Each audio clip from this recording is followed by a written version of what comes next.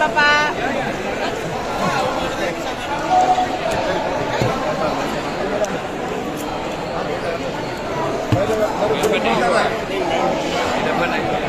Ambil.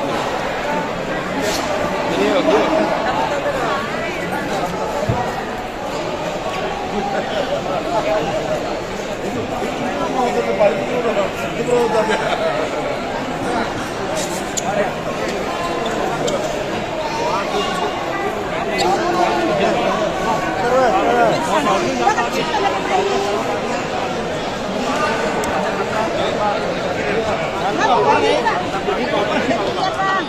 Bapak Anies Rashid Baswedan, calon Presiden Republik Indonesia 2024 dari Partai Nasdem.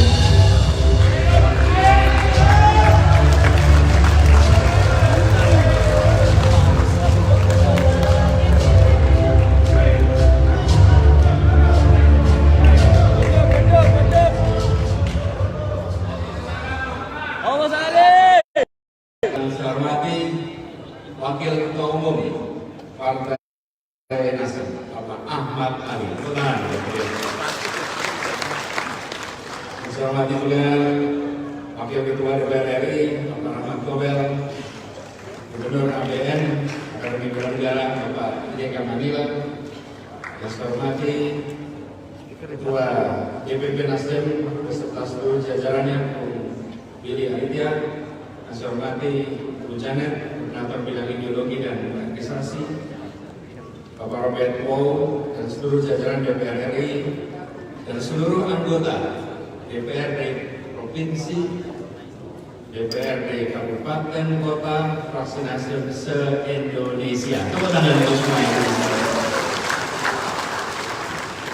Sebuah pagi yang cerah, sebuah hari yang membahagiakan, dan besok 11 tahun itu akan dirayakan.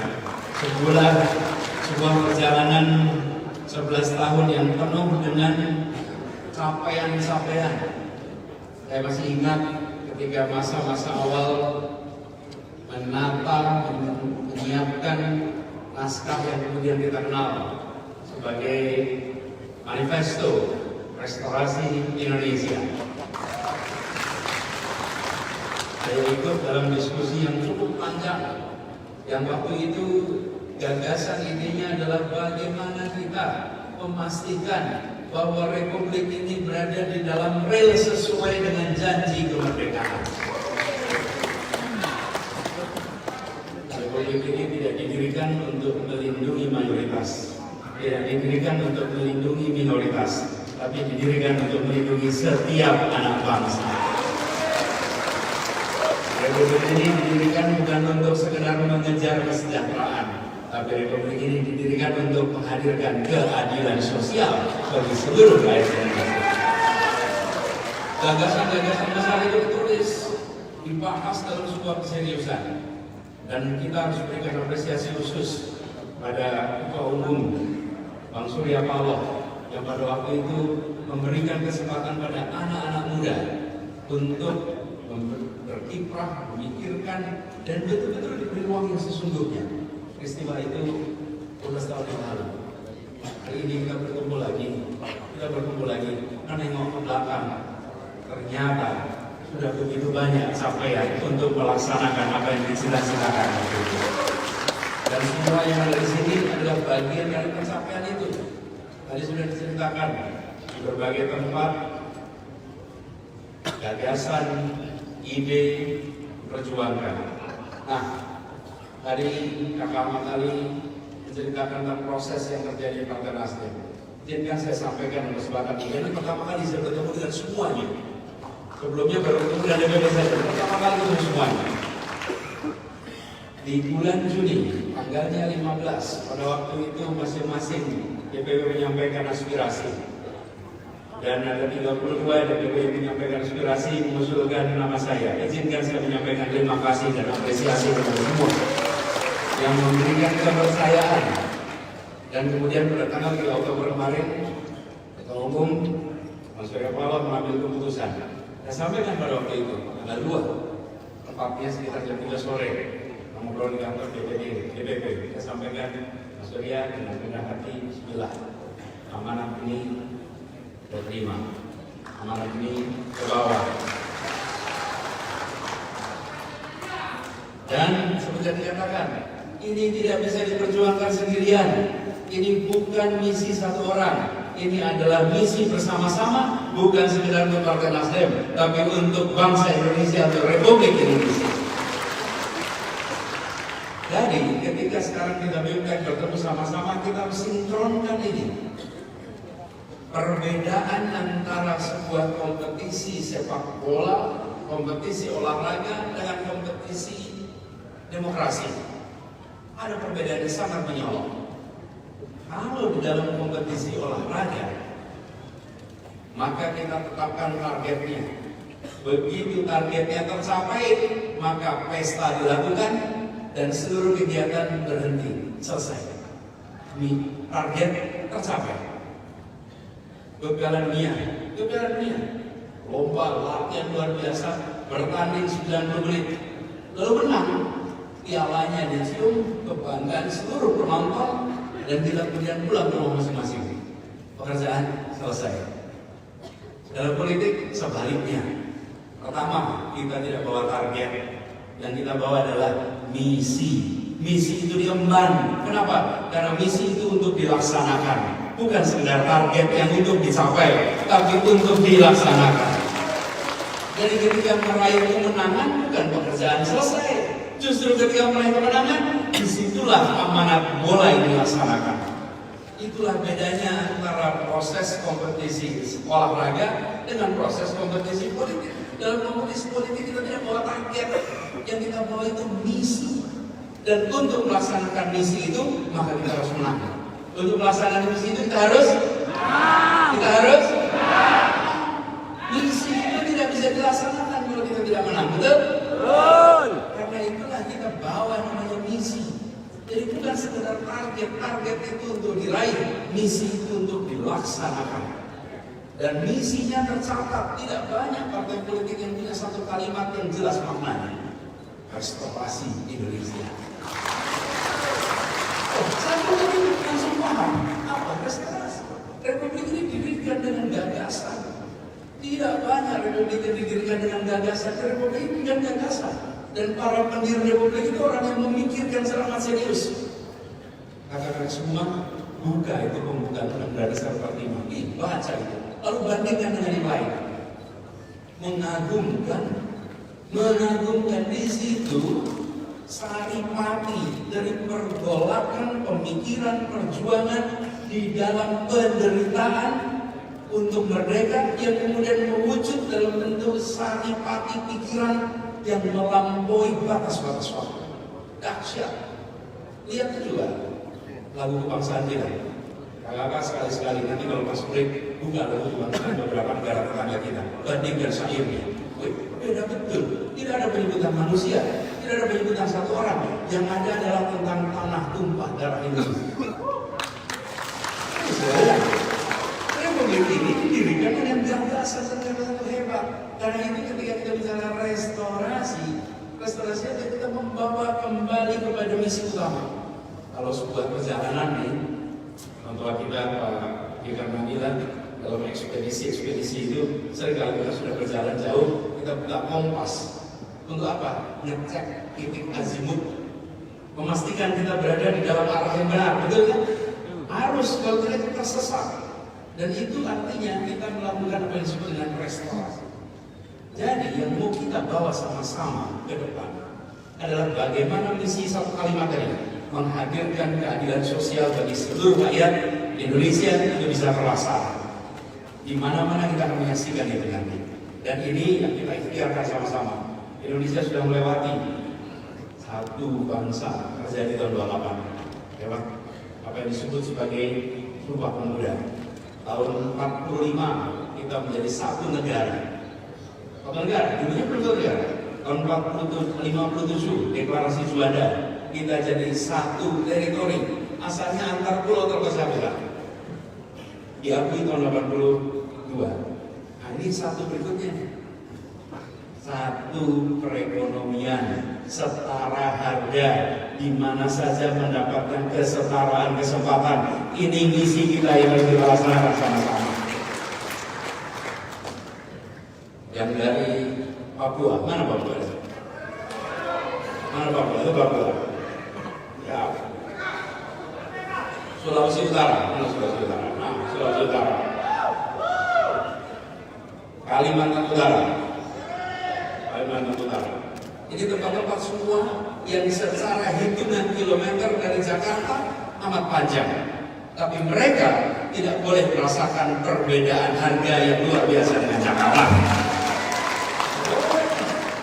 Hitungan kilometernya boleh saja jauh. Sejauh-jauhnya hitungan kilometer, mereka adalah saudara sebangsa yang harus merasakan perekonomian yang terintegrasi dengan kita di seluruh Indonesia. Ini PR kita sama-sama. Karena itu, teman-teman sekalian, kita harus saksikan harga makanan, harga alat-alat, harga material bangunan, bandingkan di seluruh Indonesia. Kita akan merasakan masih ada ketimpangan. Bukan masalah warisan, bukan. Ini adalah PR yang belum selesai. Karena itu kenapa pesan kita adalah continuity and change. Karena kita meneruskan sekaligus melakukan perbaikan. Itu yang kita lakukan sama-sama. Jadi di dalam kita melihat misi ini, kita lihat sebagai misi bersama. Apalah artinya kemenangan hanya di eksekutif bila legislatif kita tidak bisa memiliki mitra yang solid. Betul? Apalah artinya kemenangan di legislatif kalau di eksekutif kita tidak pegang tanda tangan. Betul? Dua-duanya berjalan. Sekarang kita bersama dengan Nasdem. Insya Allah dua partai lainnya akan ikut bersama-sama dengan kita. PKS bersiap, Demokrat bersiap, dan nanti kemudian sama-sama Nasdem, Demokrat, PKS jalan sama-sama. Dan ketika ini terjadi, maka kita jalan bareng. Misinya harus sama, misinya harus sama. Dan karena itu kita harus kerja sama-sama. Semua yang hari ini menjadi anggota DPRD, kabupaten, kota, provinsi harus terpilih lagi. Siap? Dan harus menambah kursinya. Siap? Harus tambah kursinya. Bukan semata-mata untuk berkuasa, bukan. Karena kita bawa misi lagi-lagi. Ini bedanya dengan olahraga. Kalau olahraga begitu menang duduk di kursinya, duduk tenang diam. Bukan. Begitu dapat kursi, artinya tugas besar harus dilaksanakan. Nah, ini PR kita sama-sama. Jadi di bulan-bulan ke depan kita akan jalani ini bersama-sama.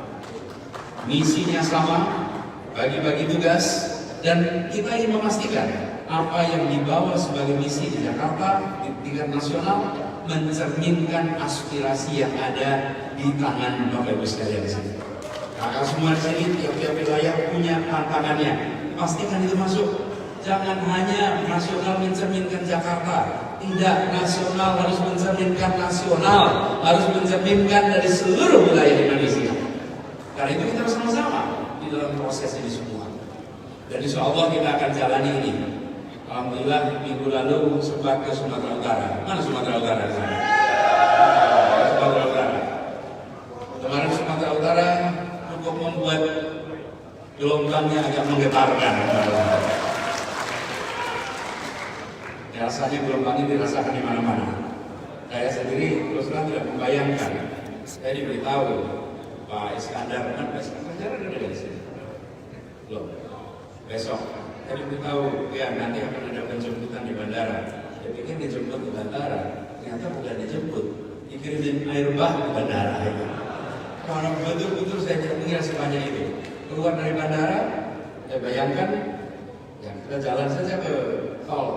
Ternyata dari bandara sampai jalan tol berisi begitu banyak warga Sumatera Utara ini yang ini artinya ini bukan soal satu orang. Ini artinya ada begitu banyak orang yang menginginkan adanya perubahan, yang menginginkan adanya perubahan, dan itu bergerak sendiri. Kita bisa merasakan antara mobilisasi dan partisipasi. Itu saya merasakan. Kita semua yang sering bertemu dengan kumpulan orang bisa merasakan kapan itu partisipasi, kapan itu mobilisasi. Betul? Betul. Itu bisa merasakan. Dan ketika itu partisipasi akan datang dari hati. Mari saya sampaikan di sana. Bila niat baik boleh dilakukan, bila orang baik berkumpul dengan tujuan baik, maka kita yakin Tuhan akan memudahkan pintu-pintu keberhasilan itu. Dan ini PR kita adalah mengerjakan ini bersama-sama. Dan tidak sekedar membagikan visi dan misi. Bapak sekalian, visi dan misi itu karangan, Bapak Ibu. Itu adalah sesuatu yang dibuat tentang masa depan. Masa depan. Visi bisa imajinasi. Yang menulis tak perlu menyiapkan bukti, yang menentang tak bisa memiliki bukti untuk menentangnya. Sama-sama bicara masa depan, tapi visi dan misi yang ditopang dengan rekam jejak, maka dia menjadi visi dan misi yang kredibel. Rekam jejak, kalau tidak ada rekam jejak, tidak jelas apa karya yang pernah dikerjakan, tidak jelas apa karya yang melakukan. Jangan harap visi misinya bisa terlaksana. Jangan harap. Karena itulah rekam jejak penting, karya penting. Alhamdulillah, Jakarta saat menjadi ibu kota menjadi etalase untuk kita menyaksikan apa yang sudah dikaryakan selama 5 tahun di kota ini. Lalu sering lihat di sini. Saya ingin beri contoh soal keadilan sosial. Ini seringkali tidak banyak dibahas di kota ini. Bapak sekalian, Jakarta adalah sebuah kota di mana harga tanahnya mengalami kenaikan terus-menerus. Tidak banyak kota di Indonesia yang harga tanahnya itu naik terus-menerus. Dan kemudian efeknya NJOP itu naik terus-menerus. Ini tidak ada di dalam percakapan sosmed, ini tidak ada dalam survei-survei. Coba perhatikan, apa yang kemudian terjadi? Pelan-pelan dengan NJOP naik terus, PBB naik terus. PBB makin tinggi, pernah PBB kita naik 500% se-Jakarta. 5 kali lipat. Termasuk di Pulau, naik 5 kali lipat. Begitu PBB itu dinaikkan setinggi-tingginya, kami di pemerintah bilang, oh iya itu untuk menambah PAD, pendapatan asli daerah. Tapi bagi rakyat, ini adalah cara sistematis untuk mengosongkan kota ini dari mereka yang penghasilannya rendah. Pelan-pelan yang di bawah ini tergusur keluar. Kenapa? Karena mereka tidak kuat membayar PBB. Dan begitu banyak tokoh-tokoh kita terusir dari rumahnya hanya karena mereka tidak sanggup bayar PBB. Bayangkan para pendiri Republik pada tinggal di Menteng. Dulu memang mereka tinggalnya di sana. Lalu anak cucunya meneruskan tinggal di rumah itu, di rumah orang tuanya, di rumah para pejuang. Dan kemudian kita memberikan pajak pada mereka lebih dari 100 juta, 150 juta per tahun. Dan akibatnya apa? Satu demi satu mereka terusir dari tanah yang dulu orang tuanya mengusahakan kemerdekaan atas tanah ini. Bang Ali Sadikin, Gubernur DKI Jakarta, pajak PBB rumahnya 180 juta. Banyak sekali tokoh-tokoh itu tidak mampu lagi bayar pajak karena harga pajaknya setinggi itu. Apa yang kemudian terjadi saat kami terusir? Bapak Ibu cari survei manapun tidak ada, tarik polling manapun tidak ada ini masuk isu. Tapi tugas gubernur bukan sekedar menyelesaikan yang ramai dibicarakan di sosmed atau yang ramai dibaca di survei, tapi menghadirkan perasaan keadilan sosial bagi warga Jakarta. Semua keluarga pejuang di Jakarta PBB mau. Hari ini tidak ada pejuang yang harus terusir kota ini. Tidak boleh.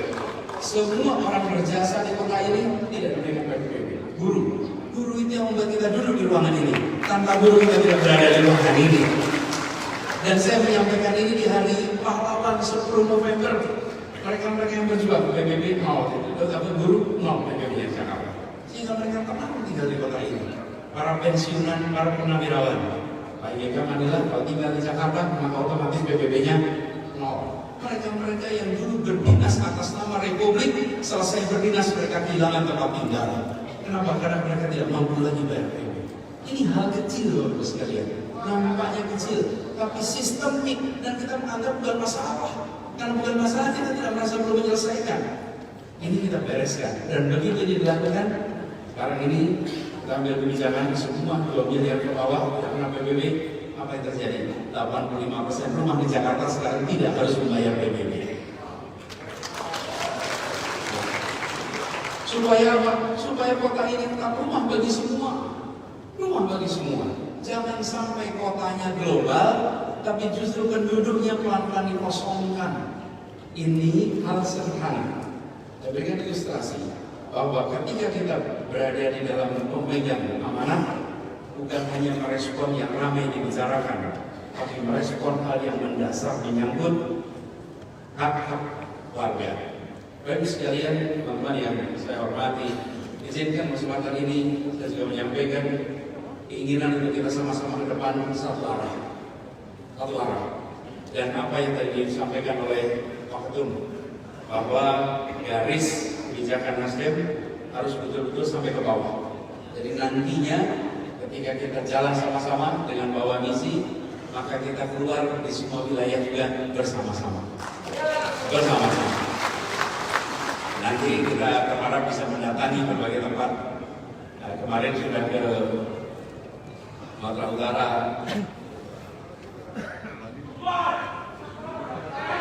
Sumbar, Sulawesi Selatan, mana lagi? Sulut. Siap. Nah, kenapa ini semua bisa dikatakan? Bisa nyebut Sulawesi Utara, bisa nyebut Sulawesi Selatan, bisa nyebut Palu, bisa nyebut mana-mana. Karena Nasdem satu-satunya yang berani mengambil keputusan awal tentang pencalonan. Bila keputusannya dilakukan di tahun depan, ruang itu tertutup, terbatas. Tapi karena diambil panjang, maka kita punya ruang yang cukup untuk bisa menjangkau semua, mendengar semua. Bukan hanya membagikan apa yang menjadi visi-visi, tapi justru mendengar pada semuanya. Ya Pak.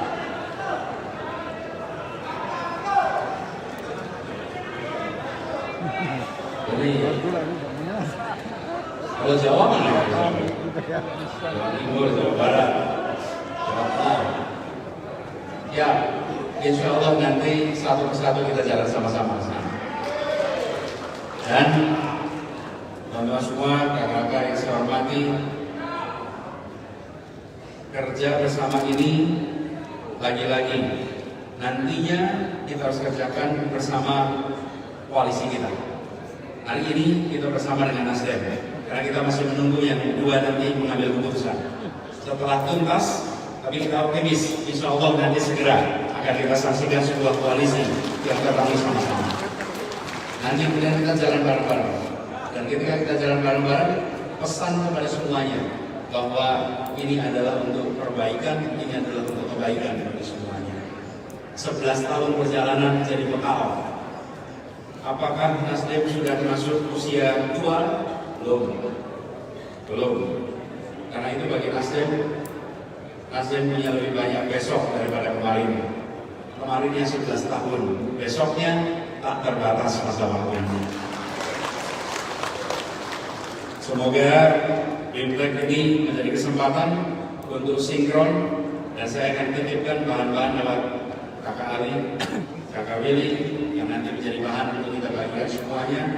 Kita ingat bersama, misi kita akan dilaksanakan, bukan sekedar target untuk dicapai. Dan misi yang kita emban adalah menghadirkan keadilan sosial bagi seluruh rakyat Indonesia. Misi kita. Garisnya dari mana? Garisnya adalah kompas yang dipegang oleh para pendiri republik itu. Karena itulah kenapa Nasdem membawa sebuah kalimat yang namanya restorasi Indonesia. Terima kasih, selamat mengikuti Imlek, selamat menikmati Jakarta. Assalamualaikum warahmatullahi wabarakatuh. Siapa presidennya? Anies Baswedan. Katanya. Nasdem. Siapa presidennya? Anies Baswedan. Siapa partainya? Nasdem. Siapa partainya?